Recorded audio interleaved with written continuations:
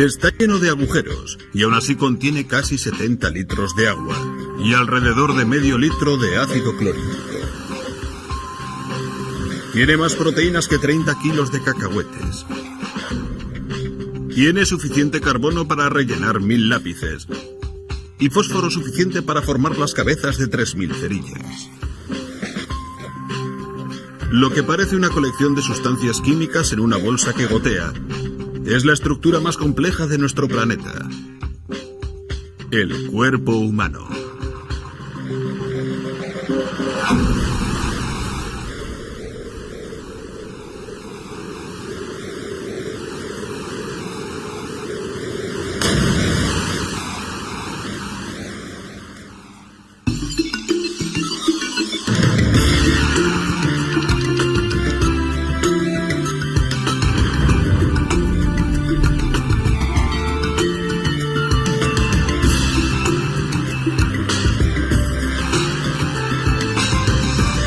La guía máxima. El cuerpo humano.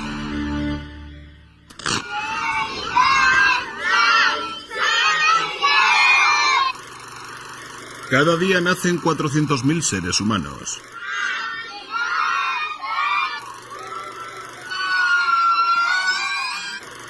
Y lo único que tenemos en común es la sorprendente máquina en la que vivimos: el cuerpo humano.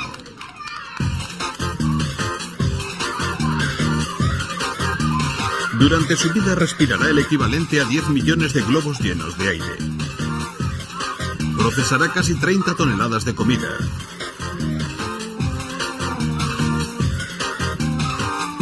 Y segregará alrededor de 75 litros de lágrimas. Pero el ser humano no suele detenerse a pensar en la asombrosa tecnología que hay detrás de cada acción.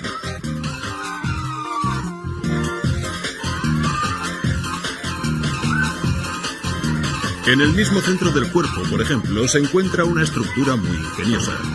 Es muy fuerte y, sin embargo, es ultraligera para que podamos movernos libremente.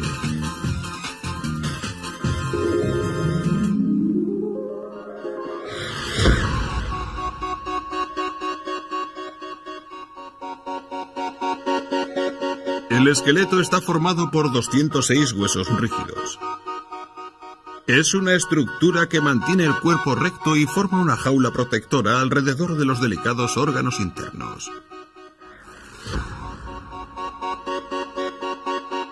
El órgano más vulnerable del cuerpo recibe una atención especial. El cerebro está protegido por 22 huesos soldados entre sí que forman un casco protector natural.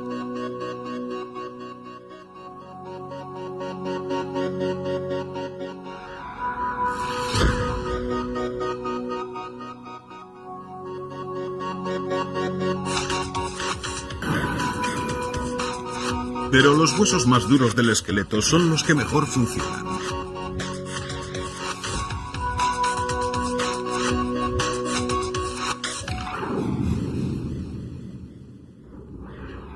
Cuando el cuerpo aterriza después de un enérgico salto, los huesos del fémur experimentan un impacto de casi media tonelada, una fuerza que destrozaría el mismo granito. El fémur está diseñado para sobrevivir a esta clase de tratamiento. Los extremos del hueso tienen una estructura de panal y están formados por arcos y puntales. Estos dirigen las fuerzas del impacto hacia la sección media, más fuerte y compacta. Es esta estructura de panal la que hace al hueso duro y ligero a la vez.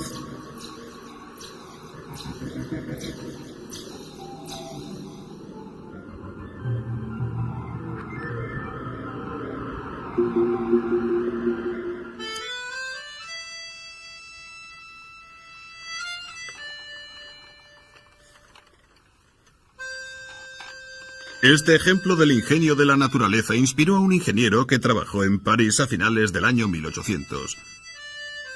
Quería construir la estructura más alta del mundo.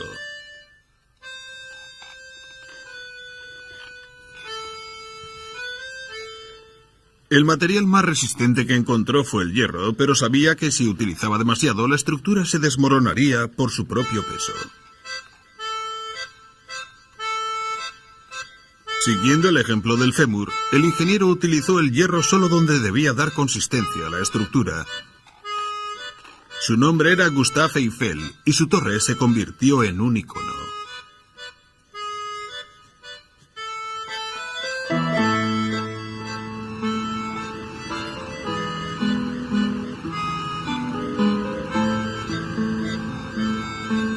Las vigas de hierro de la Torre Eiffel, como los arcos y puntales del fémur, dirigen las fuerzas que actúan en la torre hacia la sección más fuerte: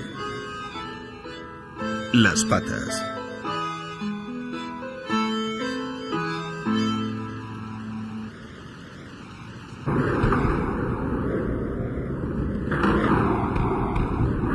Pero a diferencia de la Torre Eiffel, los huesos no están anclados en ningún lugar.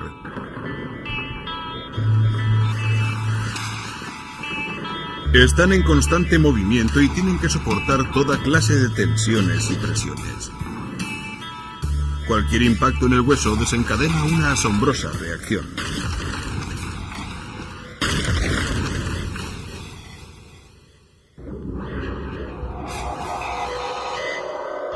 El impacto moviliza un ejército de máquinas constructoras de hueso microscópicas.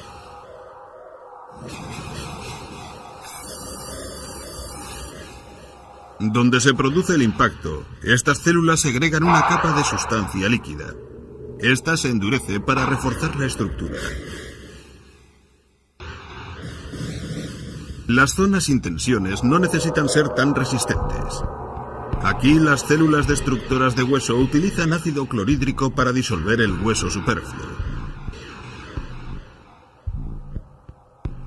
Como un equipo de escultores, las células óseas remodelan constantemente el esqueleto para hacerlo más resistente donde lo necesita y ligero donde puede permitírselo.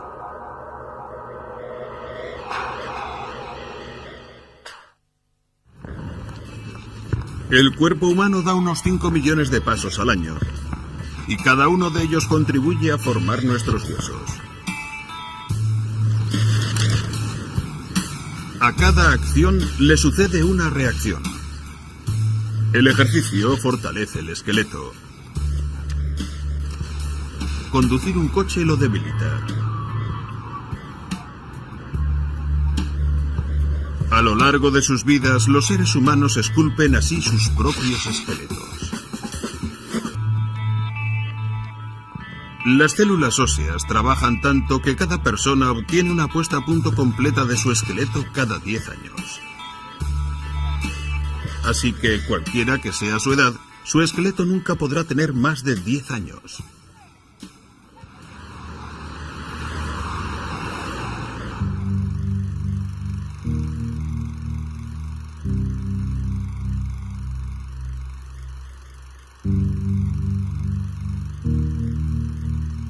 El mayor órgano del cuerpo pesa unos 4 kilos y cubre una zona de casi 2 metros cuadrados.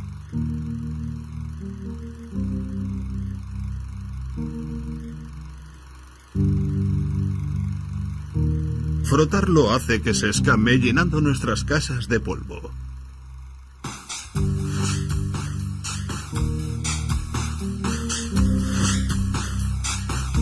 Es la piel.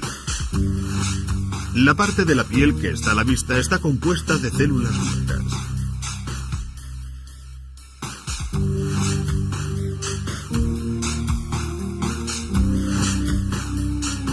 Estas se superponen como cejas bien aseguradas, haciendo el cuerpo impermeable.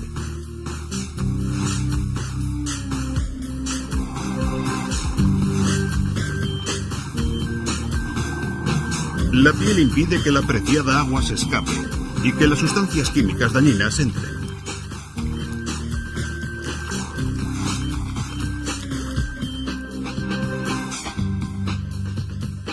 Pero aparte de ser una barrera formidable, la piel tiene que ser flexible, a veces extremadamente adaptable. Las mujeres embarazadas producen una hormona que permite que su piel se estire 2 veces su tamaño.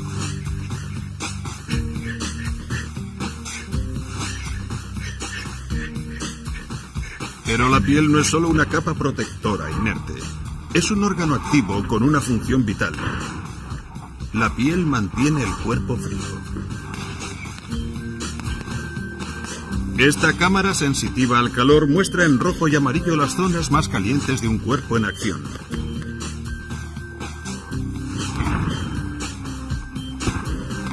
Durante un ejercicio fuerte, los músculos generan el calor suficiente para hervir varias tazas de café. Este calor dañaría fácilmente a los órganos internos, a menos que el cuerpo hiciera algo al respecto. Justo bajo la superficie de la piel existen 3 millones de unidades que controlan la temperatura. Son las glándulas sebáceas, cada una un tubo en espiral de 1 metro de largo, llenas de líquido.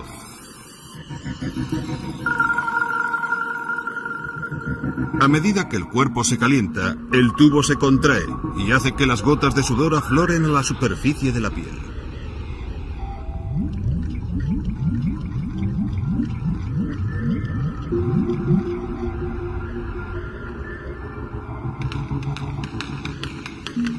Cuando el sudor se evapora, reduce el calor corporal y enfría el cuerpo.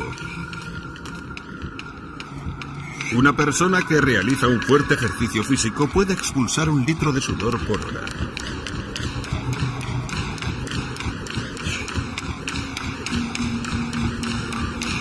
Para un órgano que utiliza la tecnología más avanzada, la piel es sorprendentemente robusta. Tejida bajo la superficie de la piel, hay una malla de duras fibras de colágeno. Una hebra de colágeno es más resistente que un cable de acero del mismo tamaño.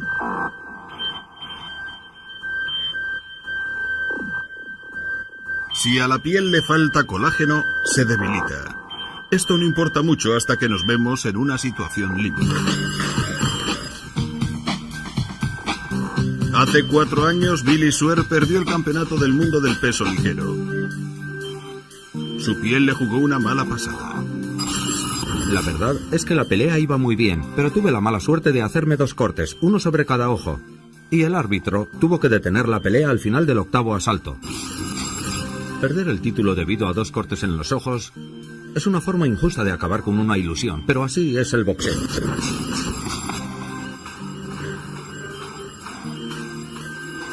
Billy ha intentado remediar la falta de colágeno en su piel, enriqueciendo su dieta y mediante tratamientos con rayos láser.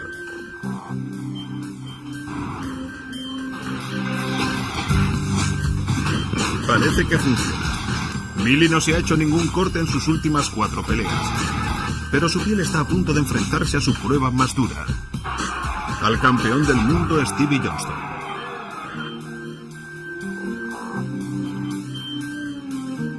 Creo que ha llegado mi hora y espero no tener problemas con los cortes esta vez.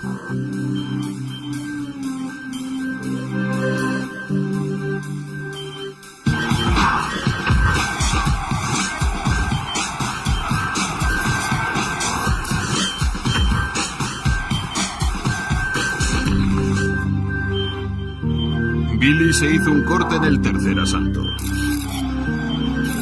Siguió peleando solo para hacerse más cortes en sus ojos y nariz, pero no fueron lo suficientemente serios para detener la pelea. Billy aguantó hasta el final, pero perdió el título por puntos.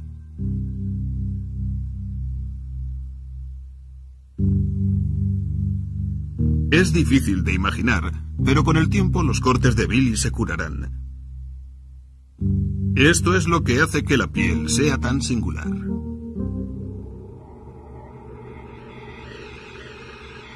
Cuando nos hacemos una herida, se cortan cientos de vasos sanguíneos, inundando la herida de sangre.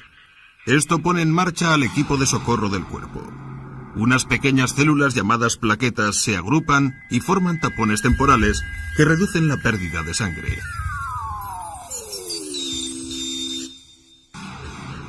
Cadenas de proteínas forman una malla apretada que atrapa las células de la sangre. Y así se forma una postilla.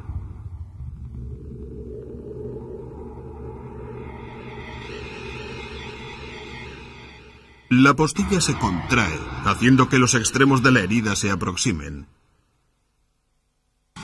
Al final, la postilla se cae, dejando atrás una tira de piel nueva.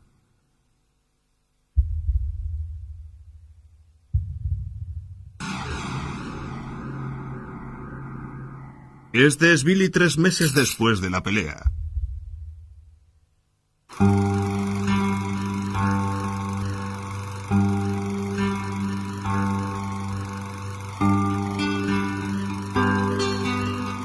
El cuerpo humano parece romper todas las reglas de la ingeniería.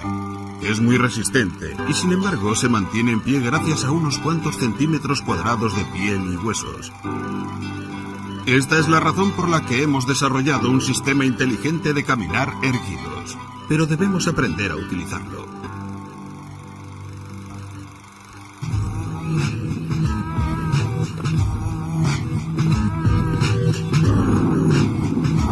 Una vez dominados los elementos rudimentarios, podemos poner a prueba nuestro sentido del equilibrio.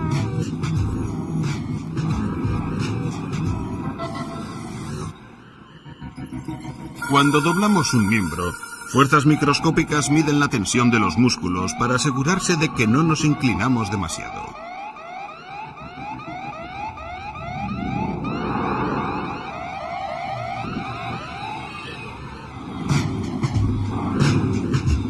Los ojos toman referencias familiares como el horizonte para juzgar hacia qué lado se inclina el cuerpo.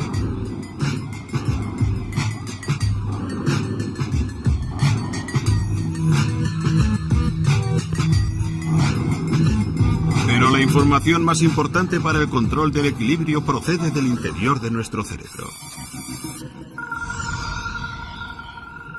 En el centro del oído interno se encuentran dos pequeños órganos en forma de saco.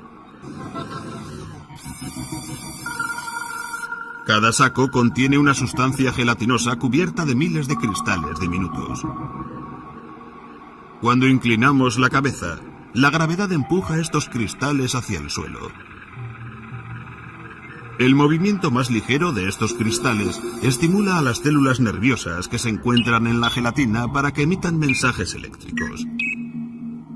Esto informa al cerebro de qué lado nos estamos inclinando.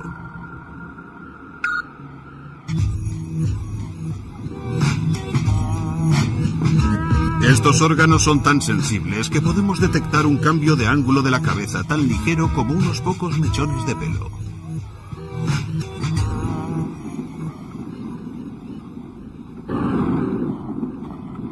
El único límite de nuestro sistema de equilibrio es que necesita la gravedad para funcionar. Motor principal encendido. 4, 3, 2, 1. Cohetes encendidos. Despegue.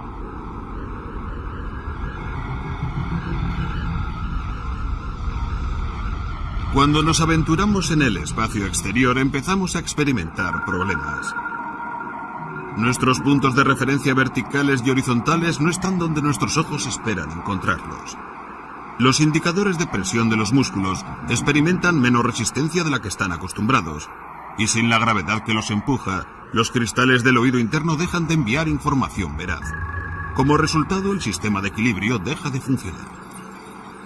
Es una experiencia muy familiar para la doctora Ellen Baker, médico en 3 misiones espaciales. Hasta que tu cuerpo deja de pesar. No sabes qué te va a pasar, no sabes cómo va a reaccionar tu cuerpo, no sabes cómo vas a adaptarte a los cambios de dirección que experimenta tu cuerpo. Pero es muy emocionante. ¿Podría ver a mi paciente, por favor? Y a medida que transcurre la misión, ves que tus pies se apoyan en el suelo cada vez menos. Está bien.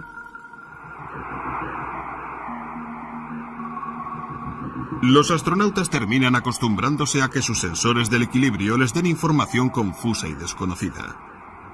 Tras un corto periodo de tiempo en el espacio, el cuerpo humano se olvida de que está en una atmósfera sin gravedad y aprende a moverse sin ella.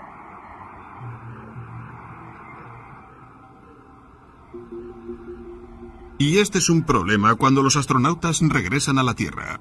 Aterrizaje. Ha concluido una misión perfecta. Me resultó más difícil el viaje de vuelta que el de ida. Las sensaciones normales al mover la cabeza no son tales. Por ejemplo, cada vez que giraba la cabeza atrás y adelante, sentía que mi cuerpo también se movía para atrás y hacia adelante. Y algunas personas tienen la misma sensación cuando inclinan la cabeza hacia adelante. Sienten que se van a caer. Tardé unas 6 o 7 horas en acostumbrarme a andar sin sentirme mareada. Creo que todo el mundo tiene ese tipo de problemas a distinto nivel cuando regresan. Los astronautas experimentan una sensación parecida al mareo en alta mar cuando regresan a la gravedad, porque las señales que les llegan de sus cristales del oído, que ya se han despertado, no se corresponden con lo que sus ojos les dicen. Esto les confunde y desorienta. Todo astronauta experimenta una pérdida del sentido del equilibrio o andar curioso tras su regreso a la Tierra. Si les observa al andar bajo la lanzadera, por ejemplo, mientras intentan girar por las esquinas, dan pasos muy cortos y se agarran a ellas con su rodilla o codo. Muchos experimentan una curiosa ilusión cuando suben unas escaleras tras un viaje espacial. No sienten que suben por las escaleras, sino que están bajando por ellas. Tras el aterrizaje se somete a los astronautas a pruebas de equilibrio en una cabina controlada por ordenador. Para esta prueba, por favor, mantenga los ojos abiertos e intente mantenerse erguida. Allá vamos. Bill Pawlowski puede mover las placas de la base y el marco visual para evaluar la actuación de cada uno de los sensores del equilibrio. ¿Siente que sabe cuándo está erguida? Creo que sí. Creo que ahora estoy yendo hacia atrás. Y ahora siento que me estoy inclinando hacia adelante. Ha comprobado que el oído interno es el órgano más afectado. Oh, Bien. ¡guau! ¿Está bien? Sí. Bien. Cuanto más tiempo se pasa en ingravidez, el cuerpo tardará más en readaptarse a la gravedad. Un astronauta puede tardar semanas en superar las náuseas y la desorientación.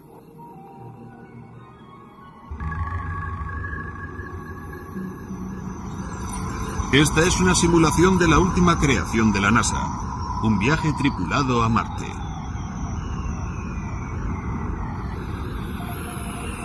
Tan pronto como aterrice, la tripulación tendrá que adaptarse a la gravedad del planeta, que es la mitad de la de la Tierra, pero suficiente para causar problemas.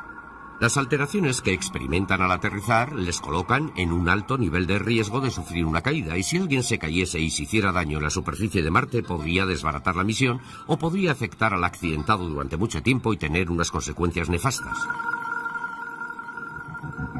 Con el hospital más cercano a 6 meses de distancia, cualquier herida sería catastrófica.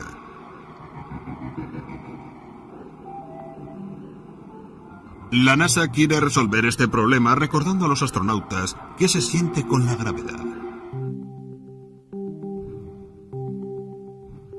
Su objetivo es procurarles una gravedad artificial, girándoles en una especie de centrifugadora durante breves periodos durante el vuelo. Cuando aterricen estarán preparados para ponerse a trabajar sin el riesgo de sufrir desorientación. Cuando apliquemos esta terapia y los astronautas lleguen a Marte, estos serán capaces de caminar erguidos sin tener que esperar de 2 a 4 semanas para adaptarse a ese ambiente.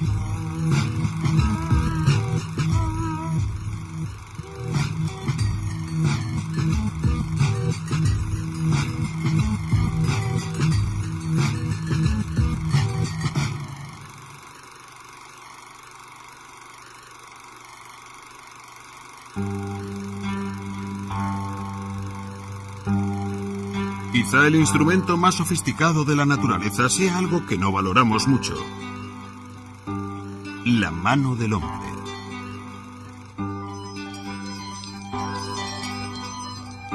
Solo nos acordamos de ella cuando necesita mantenimiento, pero la mano es una pieza de ingeniería mecánica única. Contiene más partes móviles controladas por más músculos que ninguna otra estructura del cuerpo. Esta es la razón por la que la mano puede realizar una enorme variedad de movimientos.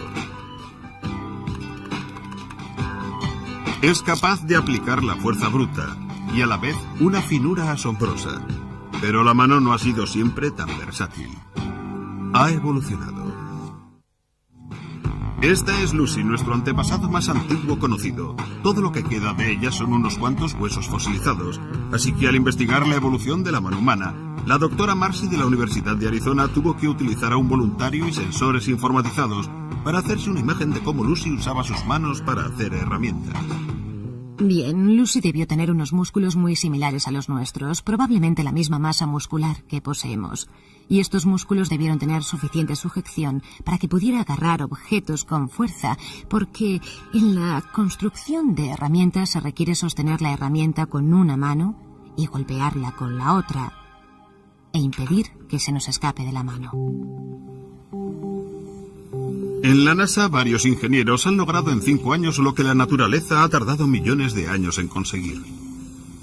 Han construido una mano robótica capaz de hacer casi todo lo que puede hacer la mano humana.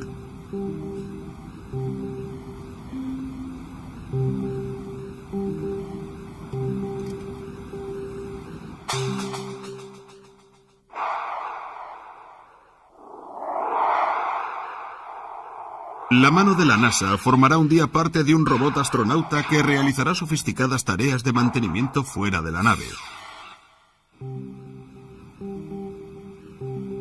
Se necesita un ejército de ordenadores para controlar los componentes mecánicos de la mano, pero se necesita una pieza más sofisticada de hardware para guiarla por control remoto. La mente humana.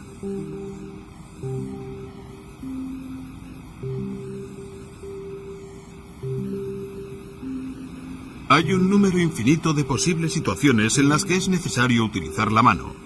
Esta enorme tarea pone en apuros incluso al ordenador más potente.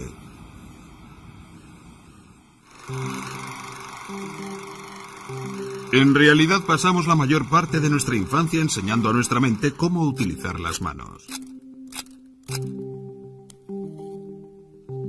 Solo para abrir una lata de conservas, la mente tiene que enviar millones de señales nerviosas a las manos cada segundo, mientras simultáneamente coordina una multitud de diversas funciones corporales.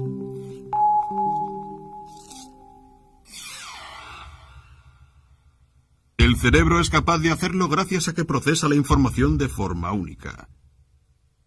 Divide el trabajo entre sus 100 billones de células, y a la vez cada una se comunica con otras 10.000 a través de una red de conexiones eléctricas.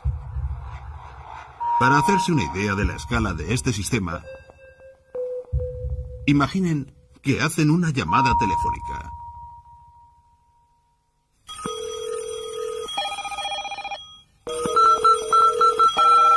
Ahora imaginen que llaman por teléfono a todos sus conocidos.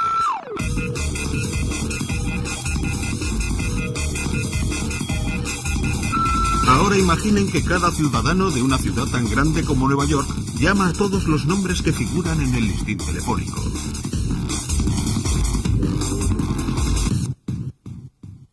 ¿Y si ocurriera lo mismo en todas las ciudades del mundo?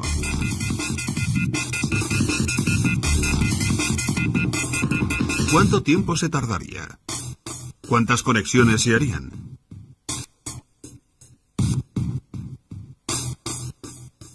Estas se acercarían al número de conexiones que la mente activa por segundo. Y las hace en silencio. Pero el cerebro no solo está confinado a 1400 centímetros cúbicos de espacio dentro del cráneo. La mente es capaz de experimentar toda clase de situaciones a través de los sentidos.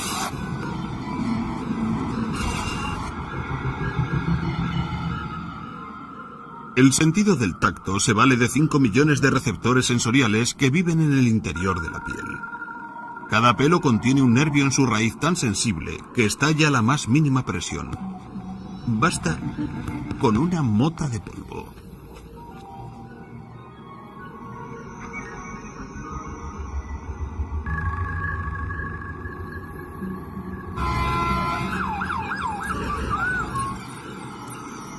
El sentido del oído cuenta con unos tejidos especiales de cartílago situados a ambos lados de la cabeza.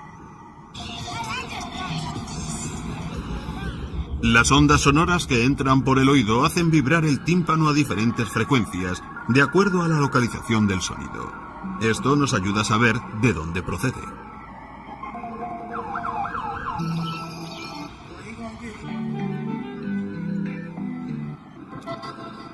La superficie de la lengua dispone de 9000 detectores químicos. Estas yemas gustativas requieren tan solo de unas cuantas moléculas de sustancia para detectar si un sabor es dulce, salado, amargo o ácido.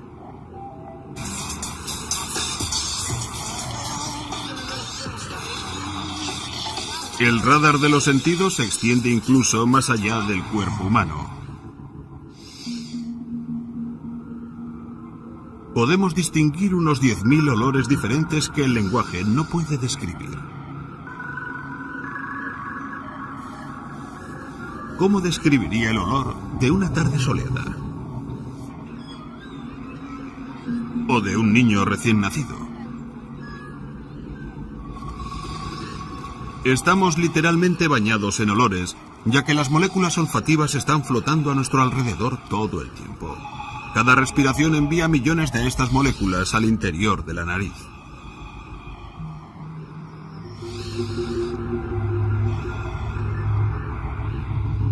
Las moléculas que respiramos llegan hasta una pequeña zona en la parte superior de nuestra nariz.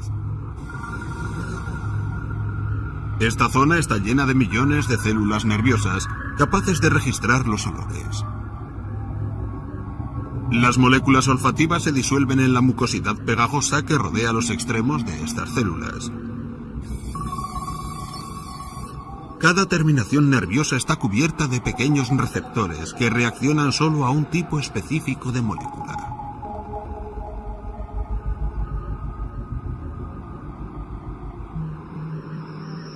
Una vez que estas moléculas quedan atrapadas en el receptor correcto, desencadenan impulsos eléctricos.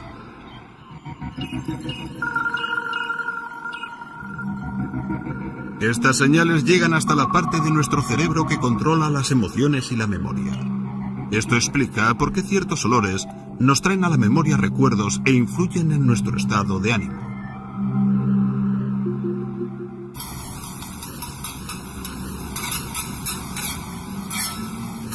Esta parte consciente de nuestra mente traslada todas estas señales eléctricas desde la nariz hacia lo que percibimos como olor.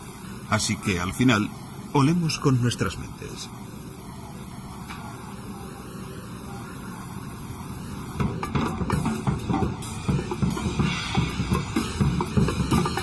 El cerebro juega también un papel importante en el sentido de la vista.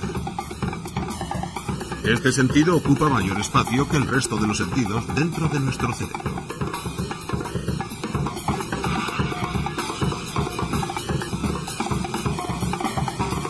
Una imagen que golpea la retina desencadena una onda de actividad eléctrica que viaja a través del nervio óptico hasta llegar al cerebro. En fracciones de segundo, la mente es capaz de dividir esta tormenta eléctrica en fragmentos separados de información para el color, ángulo, forma, movimiento o profundidad. Al final, el cerebro reconstruye los elementos individuales en un conjunto que podemos entender.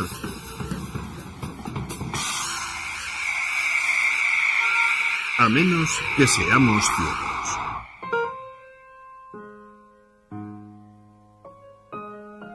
El neurobiólogo John Cronley Dillon está intentando conseguir algo que parece un milagro: hacer que los ciegos vean.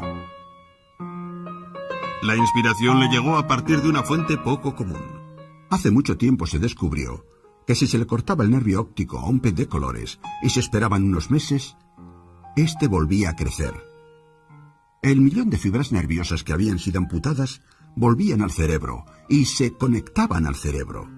La pregunta es, ¿por qué puede el pez hacerlo y nosotros no? Hay muchos laboratorios en todo el mundo que están investigando este tema y, de hecho, parece ser posible estimular el crecimiento, lo cual es muy alentador, pero todavía queda mucho camino por recorrer. El objetivo del profesor Cronley Dillon es dar con un sistema alternativo. Piensa que la parte del cerebro que utilizamos para la visión puede ser entrenada para adaptarse a una información sonora especial.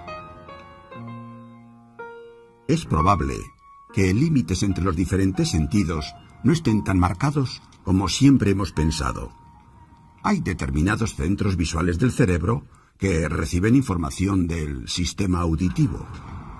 En la Universidad de Manchester, Cronley Dillon está intentando enseñar a gente ciega a reconocer imágenes a través del sonido.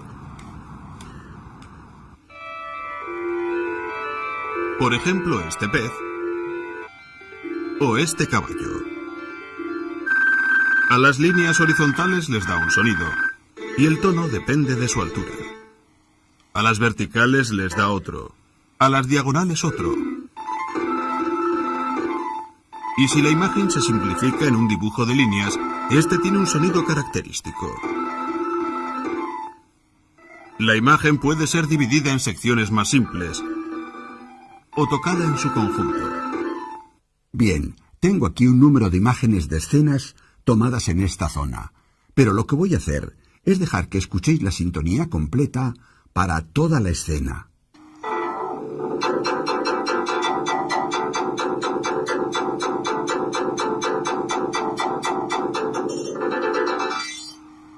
Bien, han escuchado lo que ha tocado toda la pieza. ¿Puede decirme lo que cree que es? Creo que la mayor parte del dibujo consiste en un gran edificio porque se oyen todas las líneas verticales que indican que hay muchas ventanas. Así es. A la izquierda y derecha del edificio tiene que estar en primer plano porque parecen más grandes, en cierta forma, así que imagino que el árbol debe estar a la derecha, y a la izquierda podría hallarse el esbozo de quizá otro edificio. Sí, eso es. El principal objetivo del profesor Cronley Dillon es que la persona pueda llevar una cámara conectada a un ordenador que simplificaría las escenas y procuraría la sintonía musical apropiada actuando como ayuda, como lo hace el perro guía o el bastón. Es una forma de tocar el mundo, que es lo que hacen nuestros ojos. Tocan el mundo para nosotros a cierta distancia. Es cierto que el tacto hace eso por nosotros, pero con un bastón se está limitado a la distancia del propio brazo. Es un medio de suministrar información a la que hoy día no tiene acceso una persona ciega.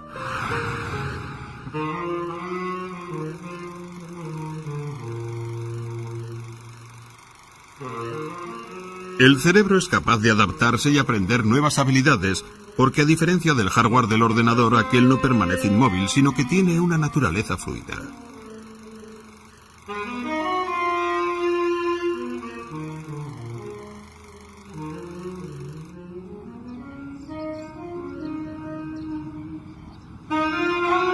Imaginen que el cerebro es un lago y que cualquier experiencia es un guijarro que arrojamos al agua. Las ondas eléctricas se expanden por el cerebro como las ondas del lago.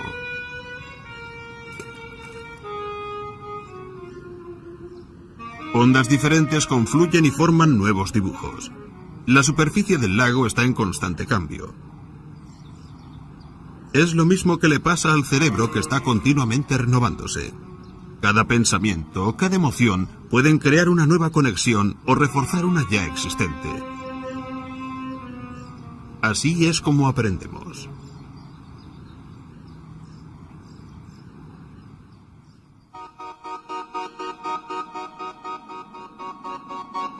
Detrás de toda esta actividad hay un ejército de máquinas microscópicas responsables no solo de las acciones cerebrales, sino de todos los procesos corporales.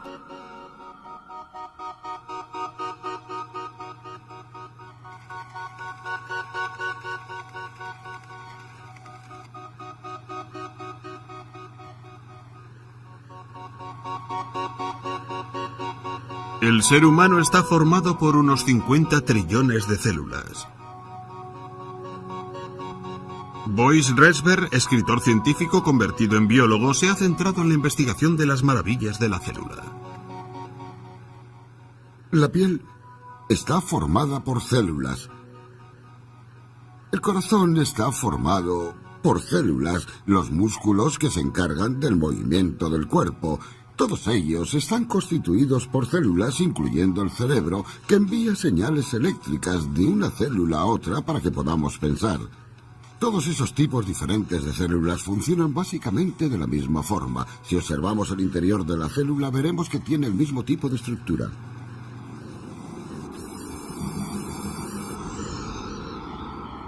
Dentro de una sola célula hay cientos de estaciones eléctricas, fábricas de proteínas, plantas de reciclaje y autopistas de transporte. El núcleo es el centro de control de la célula. Contiene ADN, nuestro proyecto de vida, que informa a la célula de cómo organizar su infraestructura. La pared exterior de la célula le permite apropiarse de las sustancias que necesita para estar viva. Las células atrapan estos materiales del exterior y los embalan en unas diminutas burbujas de carga llamadas vesículas. La burbuja viaja en una especie de vagón del tamaño de una molécula, que está enganchado a una de las vías monorraíles en miniatura que constituyen la red del transporte de la célula. Normalmente las burbujas llegan a su destino en unos segundos, pero en las células más grandes, que se extienden desde la espina dorsal a los dedos del pie, el viaje puede durar 4 días.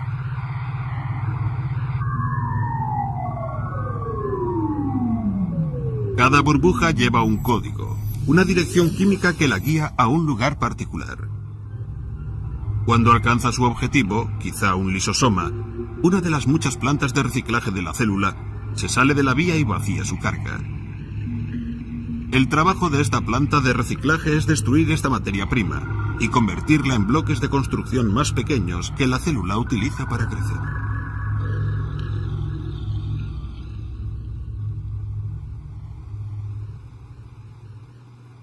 Las instrucciones que se encuentran en las células, empezando por el desarrollo del embrión, informan a cada célula de cómo cambiar para tomar una nueva función. Las células también controlan nuestras actividades. Si hay una herida, las células la perciben y mandarán mensajes a otras células para que acudan a reparar el daño.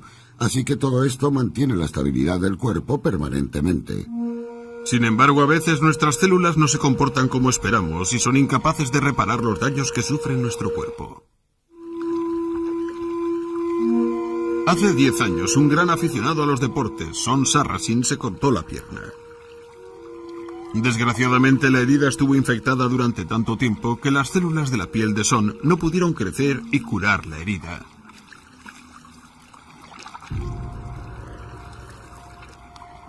Resulta muy molesto cuando te haces una herida y una zona de tu piel no se cura como debiera.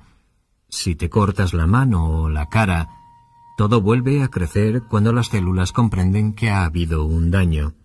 Pero eso no ocurría en mi pierna. Así que intentaron aplicarme un injerto de piel, el cual falló. Lo intentaron de nuevo y fallaron. Esta es la razón por la que tomaron unas medidas diferentes. Son es una de las 3.000 personas que ha recibido un tratamiento revolucionario. Un injerto de piel artificial.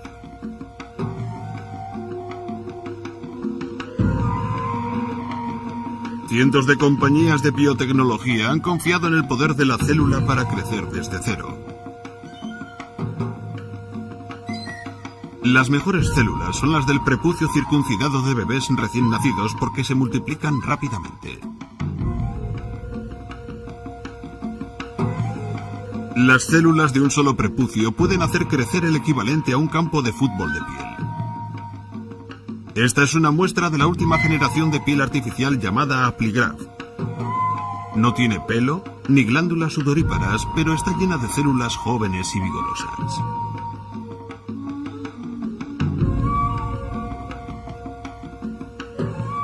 Su pierna tiene buen aspecto. Creo que ha empequeñecido desde su última visita. La voy a medir. Ahora mide 55 milímetros. Así que se ha recuperado casi una mitad en el último mes. Y debería estar curada en un 80% desde que colocamos el Apligraf. He enseñado a las células de mi piel a crecer cuando no lo habían hecho durante mucho tiempo. He experimentado un proceso curativo sorprendente.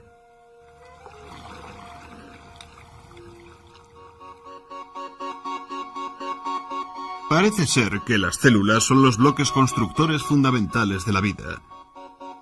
Si es así, ¿qué más pueden aprender los científicos sobre la vida estudiando estas células? Todo sobre lo que hemos hablado parece explicarse y entenderse en términos de química y física. Así que la siguiente pregunta es, ¿y qué pasa con la conciencia? Ya sabe, este tema parece algo misterioso. ¿Puede explicarse tan solo a través de procesos naturales? La mayoría de los científicos dicen que sí, que es algo natural. Pero indudablemente esta va a ser una de las últimas fronteras en el estudio del funcionamiento de la vida al nivel más básico.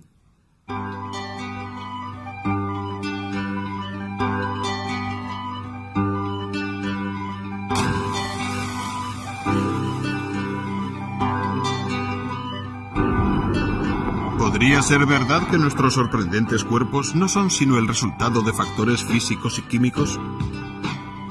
Aunque algún día nuestros pensamientos puedan ser explicados en términos de células y moléculas, hay algo que está más allá del campo de la ciencia, y es cómo vivimos nuestra vida. Nuestras experiencias y memorias nos hacen ser quienes somos. Habitantes únicos de la máquina más compleja de la naturaleza. El cuerpo humano.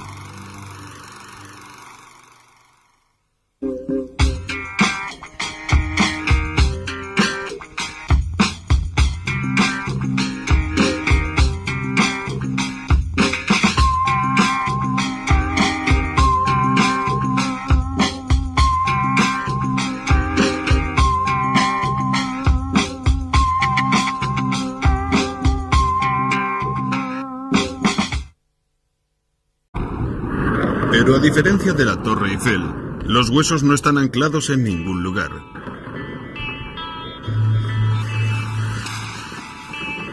Están en constante movimiento y tienen que soportar toda clase de tensiones y presiones. Cualquier impacto en el hueso desencadena una asombrosa reacción.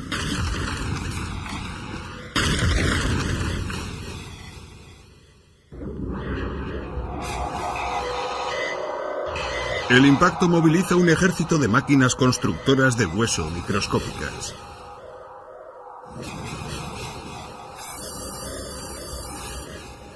Donde se produce el impacto, estas células segregan una capa de sustancia líquida. Esta se endurece para reforzar la estructura. Las zonas sin tensiones no necesitan ser tan resistentes. Aquí las células destructoras de hueso utilizan ácido clorhídrico para disolver el hueso superfluo. Como un equipo de escultores, las células óseas remodelan constantemente el esqueleto para hacerlo más resistente donde lo necesita y ligero donde puede permitírselo.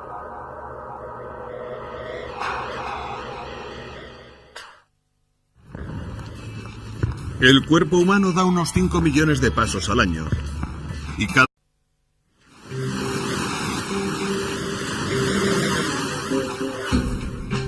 Está lleno de agujeros, y aún así contiene casi 70 litros de agua, y alrededor de medio litro de ácido clorhídrico. Tiene más proteínas que 30 kilos de cacahuetes. Tiene suficiente carbono para rellenar 1000 lápices. Y fósforo suficiente para formar las cabezas de 3000 cerillas. Lo que parece una colección de sustancias químicas en una bolsa que gotea es la estructura más compleja de nuestro planeta. El cuerpo humano.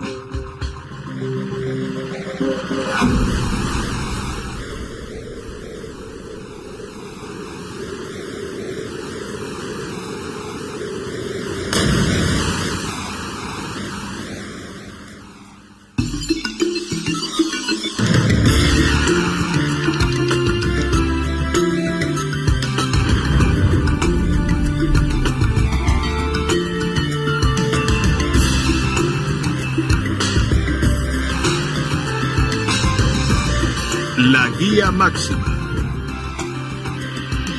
El cuerpo humano.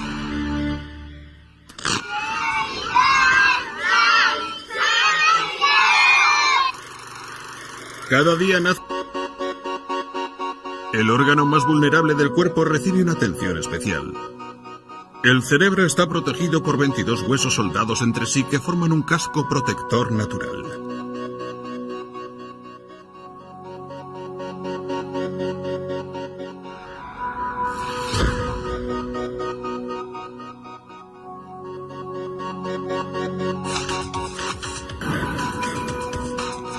Pero los huesos más duros del esqueleto son los que mejor funcionan.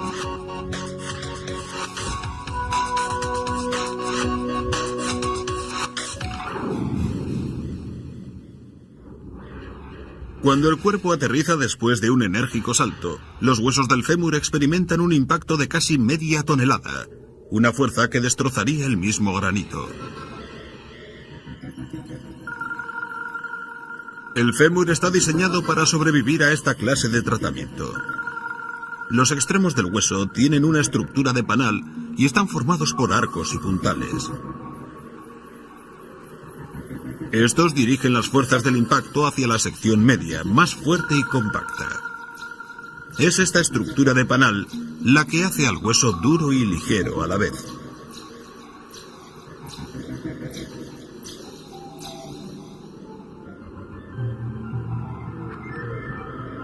En 400.000 seres humanos.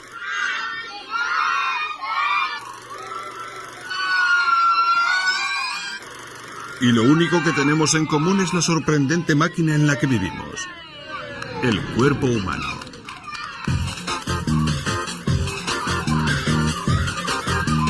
Durante su vida respirará el equivalente a 10 millones de globos llenos de aire. Procesará casi 30 toneladas de comida.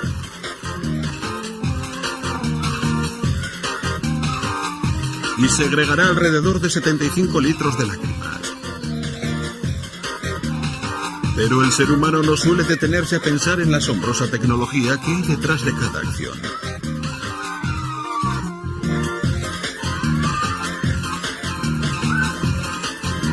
En el mismo centro del cuerpo, por ejemplo, se encuentra una estructura muy ingeniosa. Es muy fuerte y, sin embargo, es ultraligera para que podamos movernos libremente.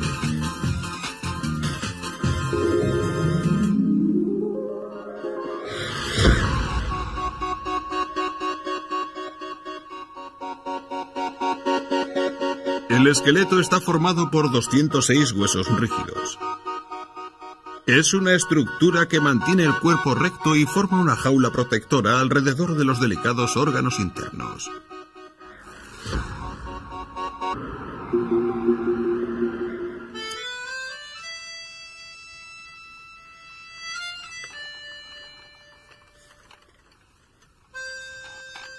Este ejemplo del ingenio de la naturaleza inspiró a un ingeniero que trabajó en París a finales del año 1800. Quería construir la estructura más alta del mundo.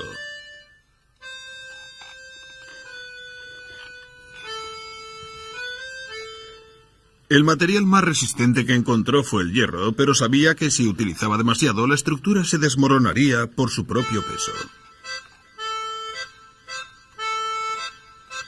Siguiendo el ejemplo del fémur, el ingeniero utilizó el hierro solo donde debía dar consistencia a la estructura. Su nombre era Gustave Eiffel y su torre se convirtió en un icono.